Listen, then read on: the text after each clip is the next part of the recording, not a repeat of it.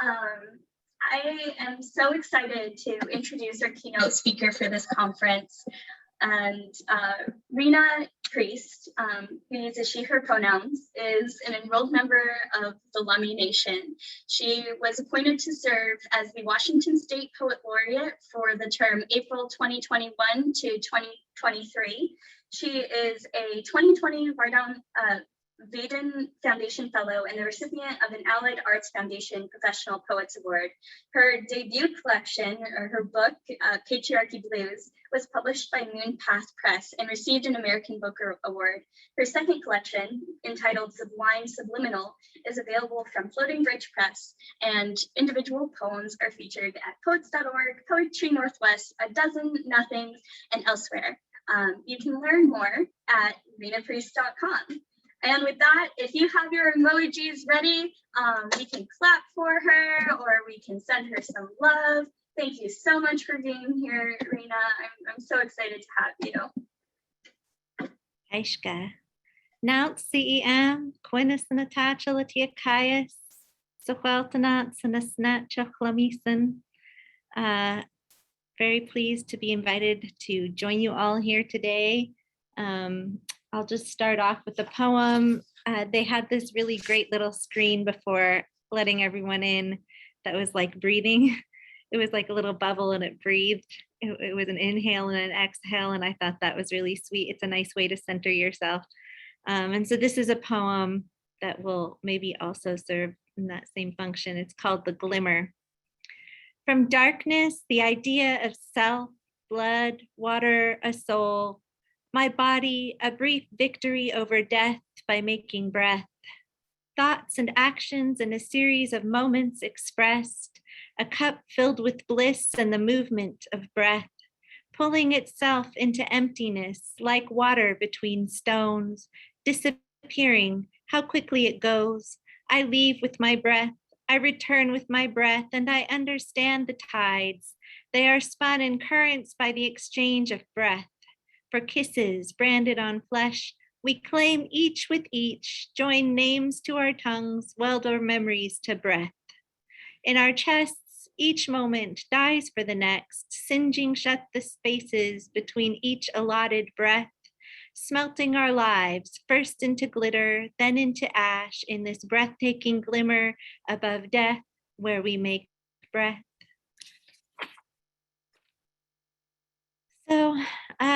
So pleased to join you. As I said, I prepared a few comments and I'll do a poetry reading afterwards. And then I believe we're going to do a Q&A. So I'll just go ahead and jump right in here. And as I considered what I might say to you, I remembered the timeless advice of look to your elders. So I looked to my elders, other writers, and wisdom keepers in the Indigenous community. Vine Deloria Jr. says, every society needs educated people, but the primary responsibility of educated people is to bring wisdom back into the community and make it available to others so that the lives they are leading make sense. So when I hear this, I hear the wisdom be like a salmon. A salmon starts off in life going with the flow, carried down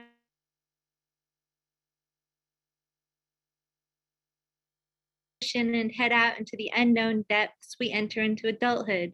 We have our adventures out in the open sea, and when we are called by some unseen force to fight our way upstream and use all of our strength and resources to surmount waterfalls and rapids in order to create a legacy for the good of all and for future generations, this is when we resolve to pursue our destiny. Whether through completion of higher education or some other brave endeavor, we have demonstrated courage in responding to our calling. When we return home to ourselves with all the rich nutrients of the ocean to give life to everything around us, this is the heroic stage of life. We become elders in training. Each leg of the journey is important. In the storytelling tradition, the story of the salmon's journey is equivalent to what we call the hero's journey. A being sets out at lesser, survives trials, and comes back greater. I wrote this poem celebrating the journey of the salmon. It's called Songs on the Salmon Scale. And a salmon scale is actually called a cycloid. And then on the salmon scale in the center, there's what is called a focus, and then little ripples, circles ripple out from that. And those are called circuli. And I felt like that kind of reflects the salmon's journey, the circular journey. And also this poem is written in a form called a pantoum. And the pantoum has repeating lines that cascade throughout the poem, and it makes a full circle. So it ends where it starts. Songs on the salmon scale.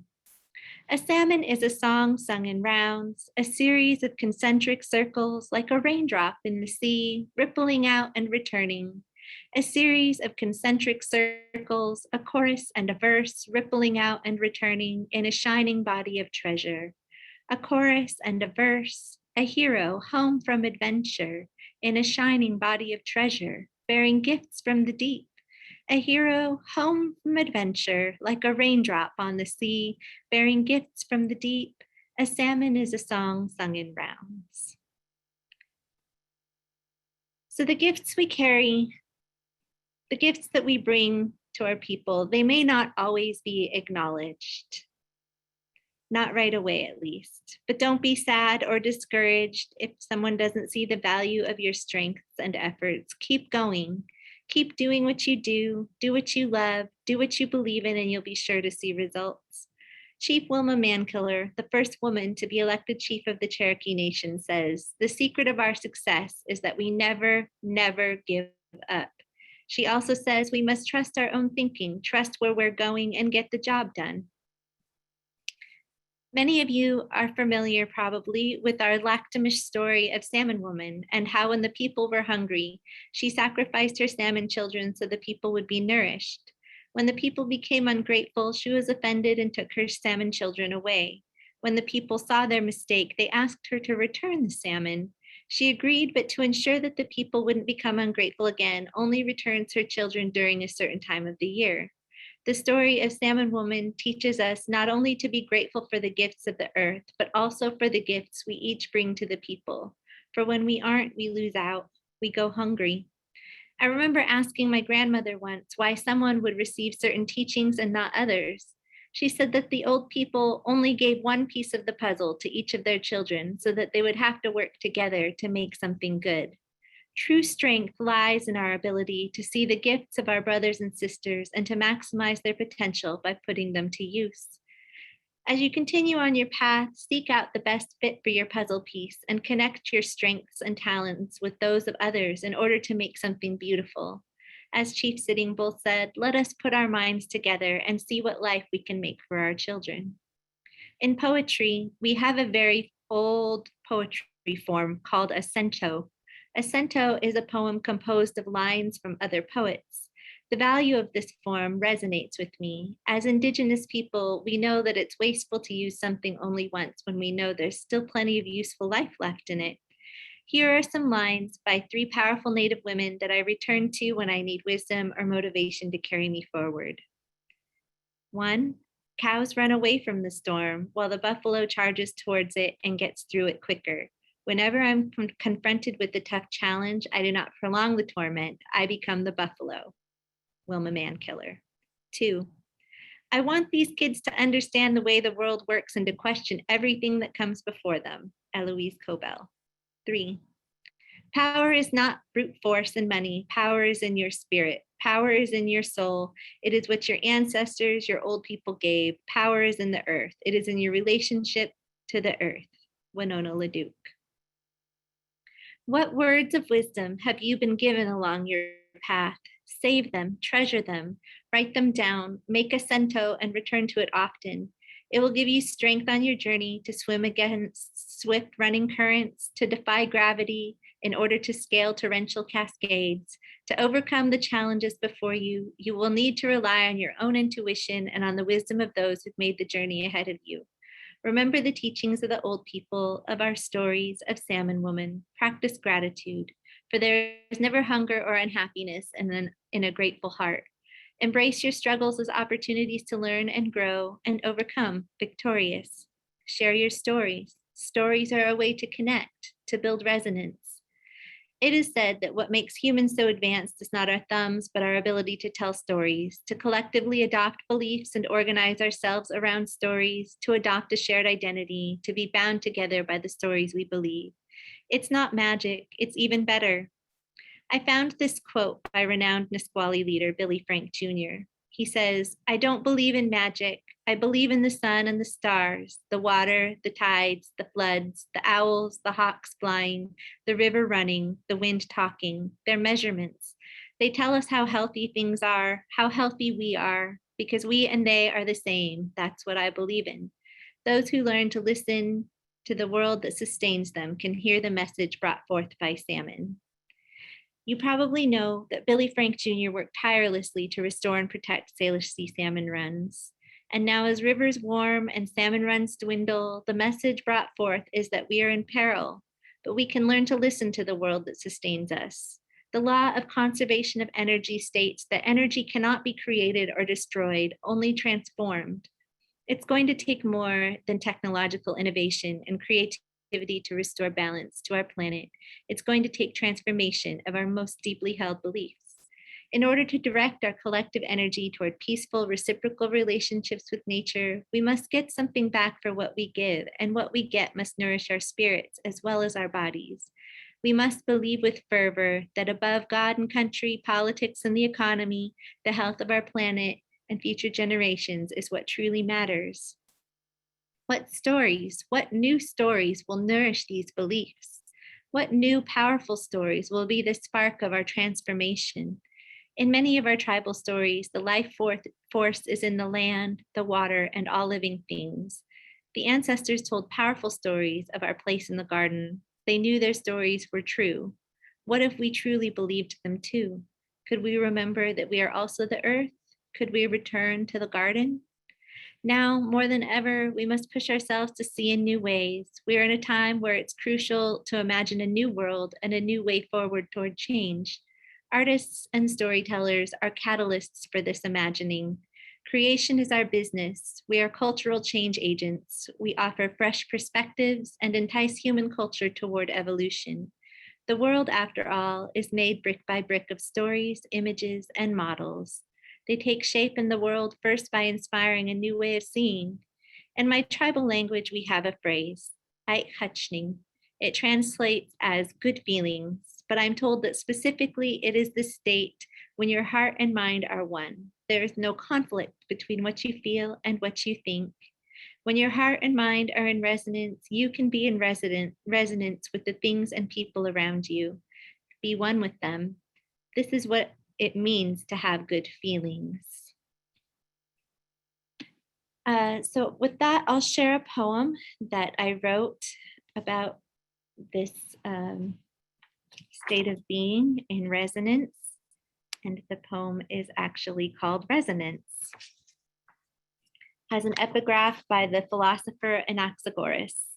He says, "All things were together, the mind came and arranged them." The flicker of a wave on the sea is a flame, not like a candle on a cake, keeping tally of our days. Instead, the fire measures life together by the sweetness of resonance. How, exalted by the dawn, we as one have sung our true song, become a single voice across the waves. The wax of a candle begins inside the humming darkness of a hive, but before that, it begins as sunlight calling forth blossoms, pollen, and bees. Bees who play matchmaker to trees, calling forth fruit to become new seeds. Where does love begin? It is a surprise, but obvious and easy, like breathing.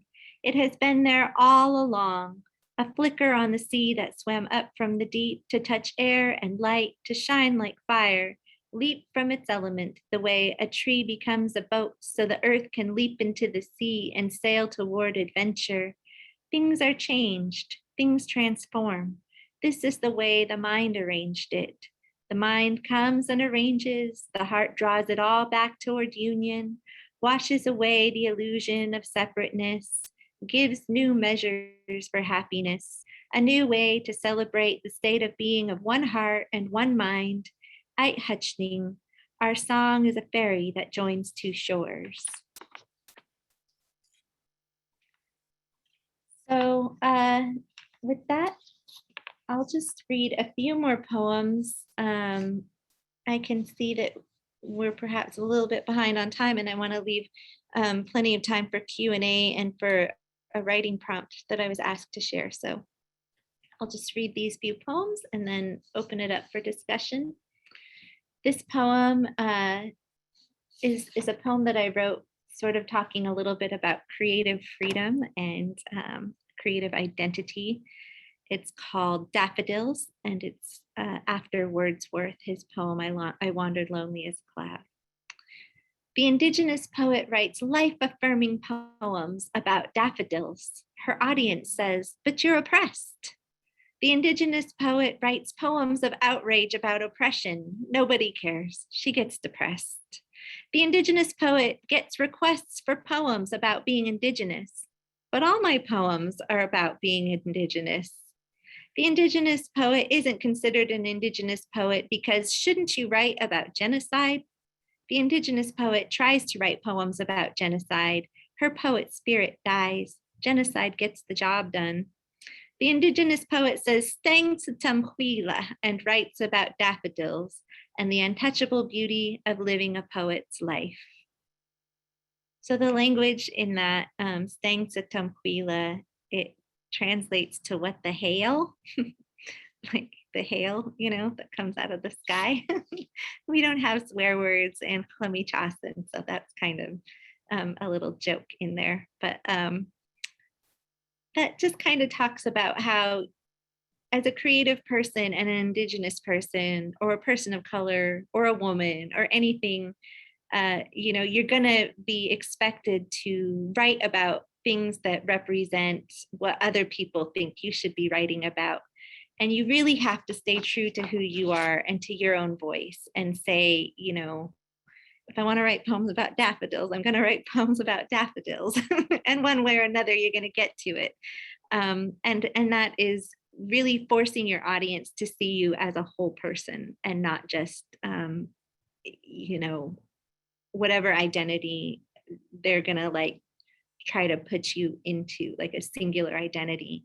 And I feel like it forces, it's challenging your audience to see you as a full human, I think. So anyways, that's what that poem was about. This poem, Tour of a Salmonberry, as part of the Poet Laureate application process, I stated that some of what I wanted to do was to celebrate the beauty of the natural world through my poetry and to try to raise people's awareness of, or just kind of ask audiences to look at the absolute wealth and richness that is around us at hand at all times. And so, I don't know if you've ever just looked at a salmonberry, but oh my gosh, they're so beautiful. They glitter like little gems in the sunshine out there on the trails, and then they're delicious too, but they really do shine like something special. So this poem is called Tour of a Salmonberry. A salmonberry is a luminous spiral, a golden basket woven of sunshine, water, and bird song. I'm told that the birds sing so sweet because of all the berries they eat, and that is how you can have a sweet voice too. In my native language, the word for salmonberry is alila. In Sanskrit, lila means God plays. Salmonberries sometimes look that way. Every year they debut, spectacular in the landscape, worthy of their genus name, Rubus spectabilis, meaning red sight worth seeing. Each druplet holds a seed and the shimmering secret kept by rain of how to rise, float above the earth, feel the sun, and return. And I feel like that's what you do when you appreciate the natural world. You really do rise out of yourself and feel the sun and become something greater than whatever we are in these bodies. We become reconnected to everything again. And I feel that our language, our Indigenous languages contain that knowledge and help us to do that. And so I wrote this poem called A Poem is a Naming Ceremony. What has grown out of what has gone away? The clear-cut patch has grown larger on the mountain. The rivers have grown murky with timber trash, and there's enough runoff cow manure to grow corn out there on the tide flats. I don't want to think about what has gone away. I want to meander and play and forget myself until I can grow a new me in place of all this grief. Learn the language to see the cottonwood as Quayalich each, the dancing tree. The killer whales as Quahalmachin, our relatives under the sea. The whole glorious landscape filled with meaning to end my grieving. When I was young, I was invited to learn Quilnuchkin, the people's language, but I said no. I didn't understand. I thought I wanted to learn how to be rich. I didn't know that the only way to possess all the wealth of the world is by naming it. Here is birdsong. Here is the kiss of a lover. Here is the feel of cold water at the peak of summer. I have spent my life with words trying to name a hint of what I lost by not learning my language. Estitimsin, tutatissin, estitimsin. So those last three words are, I'm doing my best, I'm still learning, I'm doing my best. And it talks a little bit in here about wealth, that like the language, having the language can change how we think about wealth. Like, what is wealth, right? Like, we can think in English, oh, it's money, it's the stuff, you know, but there's another way to be rich. And that for me is to acknowledge the spectacular grandeur of the world. Like to see a tree, you know, if you think of a cottonwood tree, you're thinking of like, wood is a dead thing and cotton is that stuff that floats through the air and causes our eyes to itch maybe. But if you think of it as the dancing tree, you see it in another way. You can see it like kind of swaying in the breeze, and you can see the leaves kind of doing their shimmy, silver on the bottom and green on top. And it's just so beautiful. And you can hear that sound that they make. And you know, to have like to be alive and in a moment and in the presence of all of that, it really does feel like wealth that you can't really attain with you know, money. Like once you have a roof over your head and once you're fed, the wealth, the rest of it is like out there in the world, and that is contained in our language, and it in our ancestral languages. And so, you know, by not learning it when I was younger, I lost out on a lot of that, but I'm learning it now and I'm doing my best, and that's all we can all do. So I guess I'll close with this last poem called Beach Fire, which sort of talks about that again, that same concept about restructuring how we think of wealth in order to value the natural world and the beauty of it, even beyond possessions. And this is called Beach Fire. Measure wealth by how well you enjoy the hours, fluttering by in praise of sunshine and the ocean breeze, whispering love songs across waves that kiss the beach. This wealth takes work and absolutely no work at all. Fluttering by in praise of sunshine and the ocean breeze, don't mistake leisure for laziness. This gratitude is rigorous. This wealth takes work and absolutely no work at all. This gift of a moment to be alive, to feel at peace, don't mistake leisure for laziness. To be filled up and satisfied by a day at the beach, this gratitude is rigorous. It means your heart fire flames a lovely heat.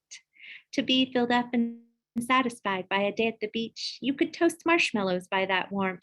It means your heart fire flames a lovely heat. The glowing embers, a boundless source of power. You could toast marshmallows by that warmth, whispering love songs across waves that kiss the beach. The glowing embers, a boundless source of power. Measure wealth by how well you enjoy the hours. So that's what I'll share with you today, and then open it up to questions. And also I'll share a prompt if you'd still like me to. So Haishka CM. I thank you so much, Rena, for those beautiful poems. And as Natalie said in the chat box just now, please write any questions you have for Rena Priest and send them to the chat box. I feel like I have such an honor of being able to ask the first question because that was just so powerful. And I guess one thing I wanted to be in conversation with you about very quickly from the poem, poem is a naming ceremony, is I've been taught that like things were named weeds by settlers who did not know their importance and who did not know their names. So like milkweed or whatever, or even cottonwood and things like that. I just really resonated with that teaching of like, in order to be able to see something, you have to be able to name it. And so many of the names that we have in English just don't cut it. But on that note, I wanted to ask you a question about community health and about community wellness as Indigenous people. And I noticed that we have some allies in the audience as well. But what does it mean to have community health in, like, while incorporating the concept of Indigenous futurity or the concepts that Indigenous people create for themselves in the future? So I guess I'm really asking, do you have reflections on the future and what community health will mean when there's more respect for Indigenous voices and teachings? Yeah, I feel like, nature is so instructive. It goes in cycles, right? Everything is a cycle. And, we talked about the salmon and the way that, the water cycle goes up and then comes down, and, it's, and then it goes up again and comes down. So, and waves, as you sit on the beach and listen to the waves, they roll out and they roll in, in and in and in all the time. And, I think that there will be a cycle where these values of, traditional tribal cultures, traditional Indigenous cultures from all over the world will return to be embraced, more widely. I think that cycle is coming. It kind of has to, or we're kind of done for. Right. And so like we have to change our value systems. Otherwise, if we keep going on this track we're going, we're just gonna the problem will solve itself. Yeah. So I think that in terms of like the future, the cycle is going to come where the old beliefs will remake themselves in a new way. Mm-hmm. And we'll have new storytellers will come among us, and we'll tell new stories, and salmon will be heroes in those stories, and trees will be heroes, and rabbits will be heroes, or I don't know, like and whatever. It's gonna be it's gonna be something else. So I think that that's what that's going to look like. We're going to start telling new stories. We're going to abandon the story where, which is really destructive. And I'm sorry if anyone's Christian, but the story where you rise up out of the dirt and then immediately, sin against the only talking animal, or the only talking animal in the garden, like tells you to do something bad, and you sin against hierarchy, and then some like unseen forces, no more paradise, you go out and you toil, but also be like have dominion over everything else, all the animals, subdue them and subject them, right? And so that's like the only story where that happens. And all Indigenous stories, the people come up out of the dirt and then they learn how to relate to the other animals and the other plants around them, and also to each other. And those are like, the teaching stories. That's like what shapes the worldview of Indigenous cultures versus what shapes the worldview of like the Western culture that we're all subject to at present. But I actually have I have a quote by you actually that I was thinking of sharing, and it's about celebrating the heroic sacrifices of the beautiful plants and animals that give themselves as food, that people exist with a finite set of resources, and that yes, salmon as collective can be heroes too. So I appreciate how your wisdom speaks just in so many different places. Thank you. In the chat, we have a question from Jaylene, and Jaylene's question is, why is it important to you to share your work or share your voice as you put it, an Indigenous poet? I think that when I write something down, it starts out as being something that feels like it needs to live somewhere besides just in my own head. Yeah. Or else I just kind of want to see it and understand it. You know, when it's in your head, someone said there's like a writing book. I don't remember which one. It's so bad. I should try to figure it out. But whoever wrote it said writing is thinking. And I kind of love that because it's true. But if you write, you can see what you think. And if there's like an error in it, you can fix it. You can edit it. You can like actually edit your thinking. And it's just as easy as that. And, you know, so that helps me in my day-to-day life when I get stubborn or whatever about things that I think or feel, that like if I write it down, I can help myself understand it and see if it's, you know, even valid or if it's just crazy. And so when I write something down and it comes out of my head and comes onto the page, then I can decide if that's something that somebody else might find useful. And if it is something that I think is worthy of sharing, then I'll share it. And then, you know, people can decide from there whether or not it means anything to them. But usually it just all starts with the process of wanting to know kind of like whether or not my own thinking and feelings about things are valid to me. So what I'm hearing is that it helps give you a physical space to think out what's inside your head, and you're able to change it and grow it or build it or erase it depending on how it speaks to you. Yep. And make a real thing in the world of it. Yeah, that's great.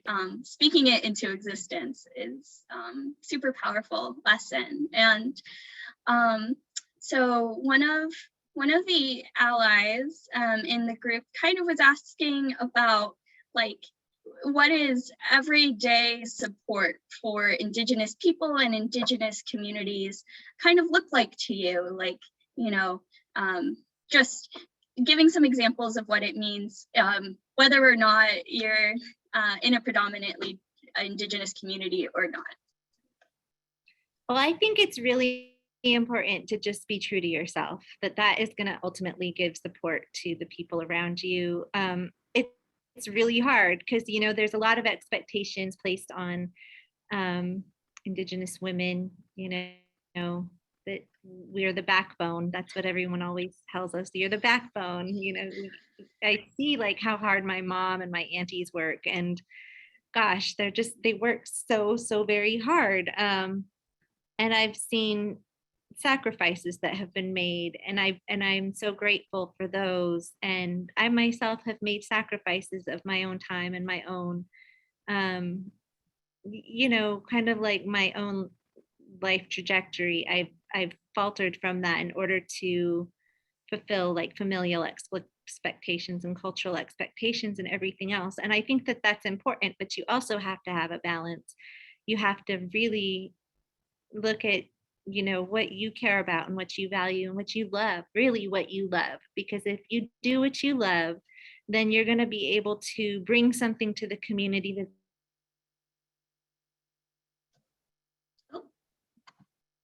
your own unique work. And so I think that that's really how you help your community, is you do the thing. Like if I didn't do poetry, which seems fairly trivial, I think, to some people who think in very practical, pragmatic terms, like what you're a what? You're a poet.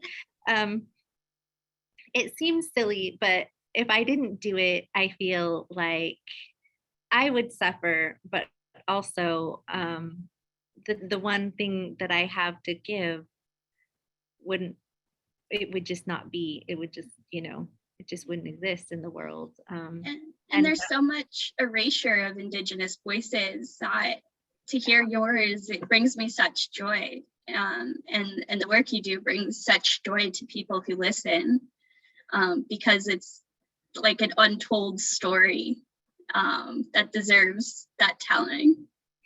Thank you. Yeah. There's another quote by you that I have, and I was hoping to get a bit of clarification on. And you said that story is a way of seeing each other and ourselves. Story is a way of surviving. And I was just hoping to get a little bit of clarity on what you mean by that.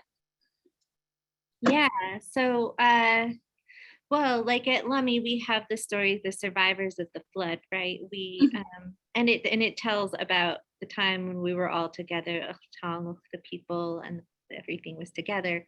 And the flood came, and now we've survived, and we're in this other time afterwards where we're continuing.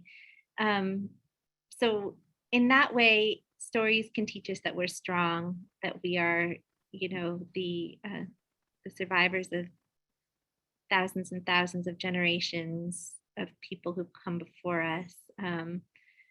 But also information is carried in stories, like really important information, especially like in our traditional stories.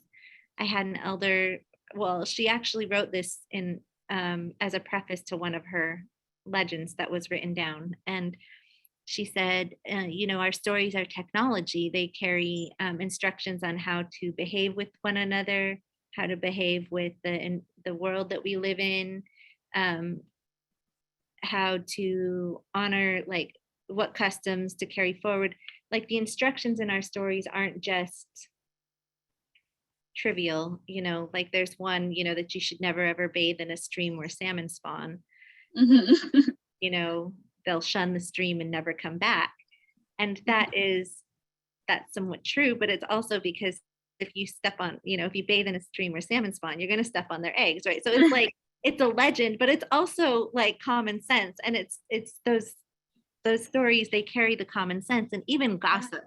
There's something about how, like, my grandma used to love gossip, but it's bad when it's harmful, but when it's harmless and you're just kind of like sharing, what so-and-so did, it's a little instructive about like how a person is like in your community that you're around. And so you kind of understand, oh, that one, she, likes to gamble, or whatever the thing may be. You kind of have a new understanding. And if you can have that without judgment, and you can like accept people, but also look out for them, then it's useful. So it's a way of surviving. Yeah.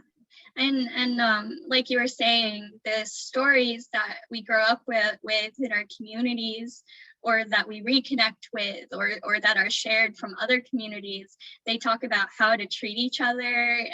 Like they have teachings that you might say are about mental health or community health, or about, medicines and respect and all of those things. So like you said, like the wisdom of storytelling can just be so immense. And it's even if it's like you were saying, like I shouldn't say even if, for example, you're talking about the daffodil and the like life of a poet, like that really spoke to me. So I think we have only enough time for one last question. And Santana wrote in the chat,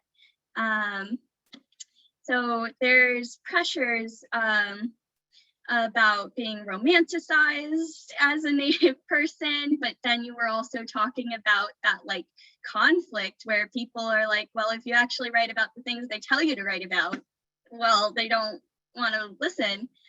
And then also from other experiencing that just from like even other peoples of Indigenous communities, like what clan you in, like all of those things.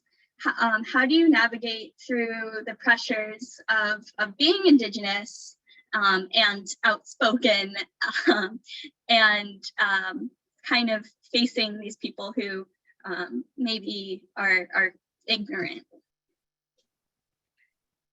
It used to really like hurt me and bother me when people would be like, why don't you write about your culture, right? Oh, there's I actually wrote a poem called The First Thanksgiving that talks about it a little bit, because it also erases accountability on the part of the person asking that, like, how does your heritage impact your work, things like that. It's like, well, you and I, we share a heritage, you just don't acknowledge your part in that. Or the part, your ancestors' part in that, and how you're benefiting from that, right? Like, you just think that I'm, oppressed and surviving, and that's just by some like random like happenstance. Like, no, there's a whole history there. And so, I've kind of become a little bit more outspoken about saying that to people. Like you and I share a heritage. We're all now a part of this American culture. Not to say that I'm assimilated. I've tried really hard to retain my cultural values and a lot, and I do still practice, my traditional culture. But really, I drive a car. I go to work when it's not COVID times. I write in English. There's a lot that is shared, and I would like the accountability to be shared, like that, how, like, well, what's your part in my heritage? I guess that's really where I'm at now. Some people tell me I don't look Indigenous, and I'm like, oh, I'm sorry, I left my headband at home. Like, I don't know what you want. Like, you're so wise, Rena. And as Fadila said, like, that resonates so much that we have a shared heritage. It's about you doing some learning too about, your family's role, your part in this experiment right now. I now see it as like a teaching opportunity. It's like a teaching moment to when somebody asks. I don't resent it as much, and I just kind of like say, oh, here's an opportunity. Like challenge your like ideas about what indigeneity is. And so that's where I've gotten to with it. And Rena, with that, I want to thank you so much for being our speaker today. And if everyone in the audience could give Rena a wonderful round of applause with the little reaction emojis, or just quietly clapping. Thank you, Rena. Haishka. In this chat.